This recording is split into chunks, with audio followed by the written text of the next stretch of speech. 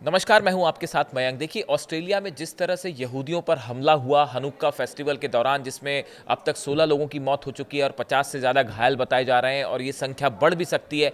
इस मामले को लेके अब इजराइल और ईरान आमने सामने आ गए हैं। देखिए, ये एक बड़ा नया एंगल इस मामले में जुड़ गया है। इजराइल और ईरान दोनों ऑस्ट्रेलिया में हुए हमले को लेकर एक दूसरे के आमने सामने हैं। देखिए, जैसे ही ये हमला हुआ, ये हमला कैसे हुआ, किसने किया, इसकी पूरी जानकारी मैं आपको दूंगा। लेकिन पहले मैं ये इजराइल और ईरान वाला जो नया एंगल इस मामले में सामने आया है, इसके बारे में बात करना चाहता हूं। देखिए, जैसे ही ये हमला हुआ, उसके फौरन बाद जो है तमाम देशों से इस पे प्रतिक्रिया आने लगी और ईरान की तरफ से भी प्रतिक्रिया आई। ईरान का क्या कहना था ऑस्ट्रेलिया में हुए इस हमले को लेकर? Later in the day, Iran's foreign ministry spokesperson Ismail Baghaei condemned the attack, saying we condemn the violent attack in Sydney, Australia. Terror, violence and mass killing shall be condemned whenever they are committed, wherever they are committed. Iran की तरफ से बयान आया है। पहली बड़ी बात उसने कही कि ऑस्ट्रेलिया में जो हमला हुआ है, हम उसकी निंदा करते हैं।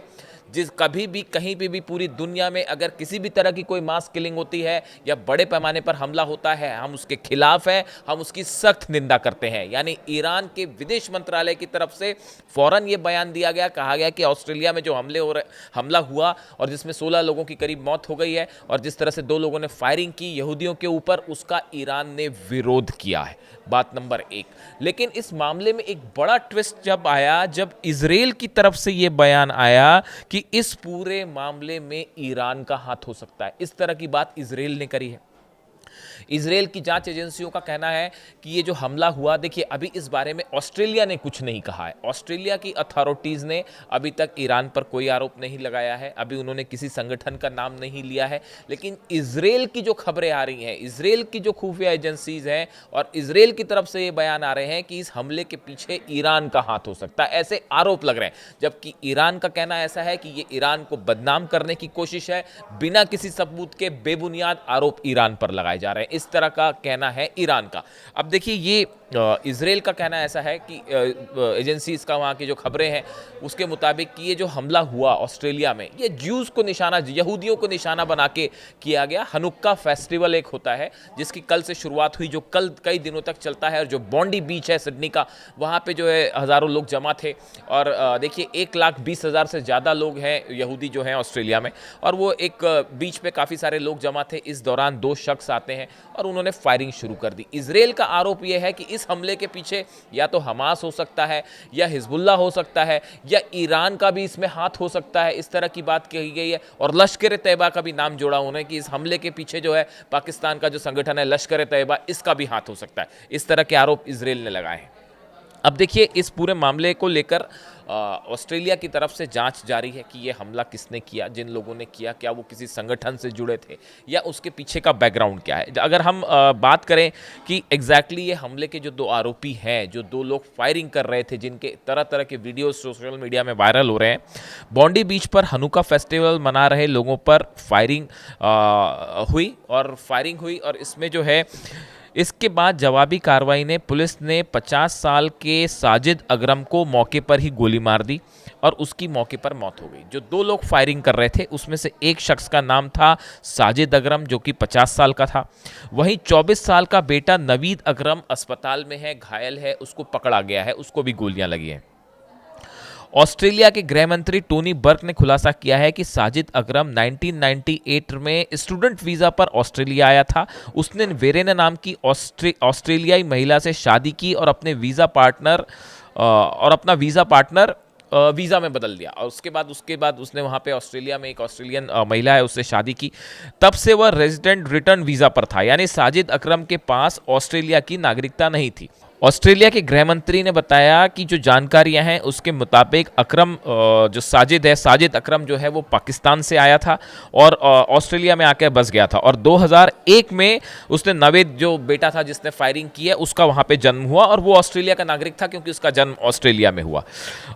देखिए, अब इस मामले को लेकर जो तस्वीरें सामने आई हैं, जो फायरिंग दोनों की तरफ से, बाप बेटी की तरफ से हुई, इनकी तरफ से ये बताया गया, इनके जो परिवार वाले हैं इनसे पूछताछ की गई और जो हमलावर था साजिद अकरम, इसकी जो पत्नी है, उस पत्नी से जब पूछताछ की गई, तब उसने ये बताया कि ये बाप बेटे दोनों घर से ये बोल के निकले थे कि वो फिशिंग करने जा रहे हैं, और इस दौरान वो घर से बाहर चले गए और उसके बाद वो बॉन्डी बीच पर पहुंचे और वहाँ पे उन्होंने अचानक फायरिंग शुरू कर दी।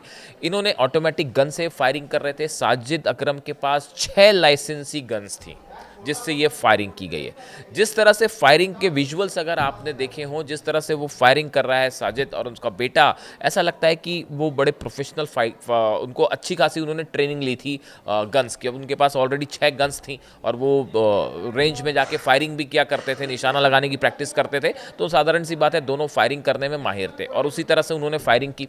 16 लोगों की मौत हो चुकी है इस हमले में, 50 घायल हैं और ये संख्या अभी और भी बढ़ सकती है। अब देखिए, इसमें इस पूरे मामले को लेकर जो जांच ऑस्ट्रेलिया में हो रही है, ऑस्ट्रेलिया में देखिए हाल ही में कुछ समय पहले की बात है, 6 महीने पहले करीब बात है कि सिडनी में और मेलबर्न में 2 जगह रेस्टोरेंट्स पर हमले हुए थे, जिसके बाद ऑस्ट्रेलिया और ईरान के बीच में खासा तनाव देखा जा रहा था और ईरान के राजदूत को भी वहाँ से वापस भेज दिया गया था। और ऑस्ट्रेलिया के पीएम ने आरोप लगाए थे कि ये हमले जो हैं ईरान के इशारे पर हुए हैं। तो ईरान और ऑस्ट्रेलिया के बीच ऑलरेडी तनाव वाला माहौल था और उस बीच में अब ये हमले हुए हैं, जिसके बाद ये आरोप लगने स्वाभाविक है और इस बात की जाँच भी हो रही है। लेकिन अभी तक देखिए किसी बात की किसी तरह का ऑस्ट्रेलिया की तरफ से कोई दावा नहीं किया गया है कि इस हमले के पीछे कौन था। अब ये जो 2 बाप बेटे हैं जिन्होंने हमला किया, नाविद और साजिद, ये दोनों बाप बेटे हैं और इनके पास जो गन्स थी, जिस तरह से इन्होंने फायरिंग की, अब ऑस्ट्रेलिया की जो पुलिस है उसके सामने कई सवाल हैं। पहला सवाल ये है कि क्या ये किसी संगठन से जुड़े थे, इसको पता लगाना बहुत ज़रूरी है। देखिए, इस तरह के हमले हमने देखा अमेरिका में भी हुए, इस तरह के हमले दुनिया में कई हिस्सों में हुए जहां ज्यूस को निशाना बनाया गया।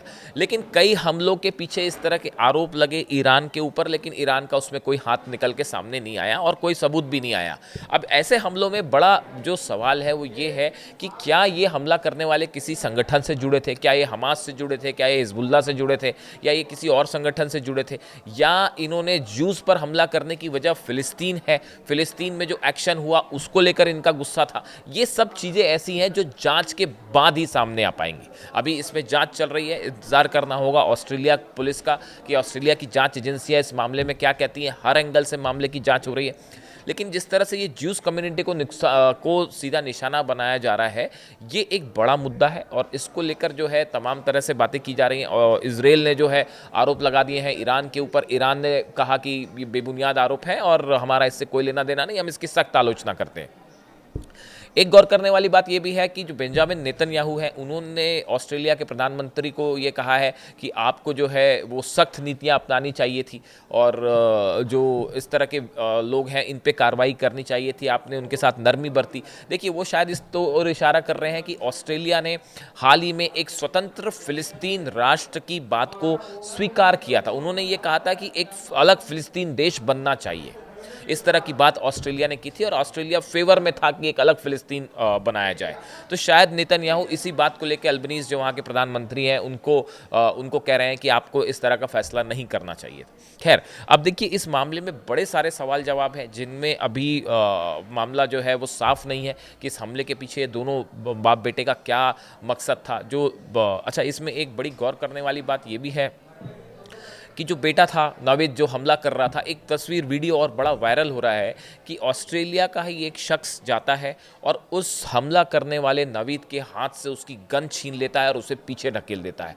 इस शख्स का नाम है अहमद, ये मुस्लिम है और इसको ऑस्ट्रेलिया के प्रधानमंत्री का कहना है कि ये जो अहमद शख्स है जिसने आतंकी से गन छीनी, उसको पीछे किया, he is a hero of Australia. और ये बड़ा सोशल मीडिया पे वायरल हो रहा है और जिस तरह से कहा जा रहा है कि अहमद ने बड़ी हिम्मत दिखाते हुए उस हमला करने वाले से गन छीनी और कई लोगों को मरने से बचाया, इस बात को लेकर जो है उसे बड़ा क्रेडिट दिया जा रहा है। और ऑस्ट्रेलिया के जो प्रधानमंत्री हैं अल्बनीज़, उन्होंने उसे हीरो ऑफ ऑस्ट्रेलिया तक कहा। ये सोशल मीडिया पर उसकी काफ़ी तारीफ हो रही है। अब देखिए, इस मामले में कई सारी जांच एजेंसियां काम कर रही हैं। इंतज़ार करना होगा इस बात का कि ये हमला करने वाले दोनों कौन थे और इजराइल और ईरान के बीच में इस ऑस्ट्रेलियाई हमले को लेकर बात कितनी आगे बढ़ती है, इसके लिए थोड़ा इंतज़ार करना होगा। आपके क्या कमेंट्स हैं, प्लीज़ कमेंट करके बताइए। Thank you so much.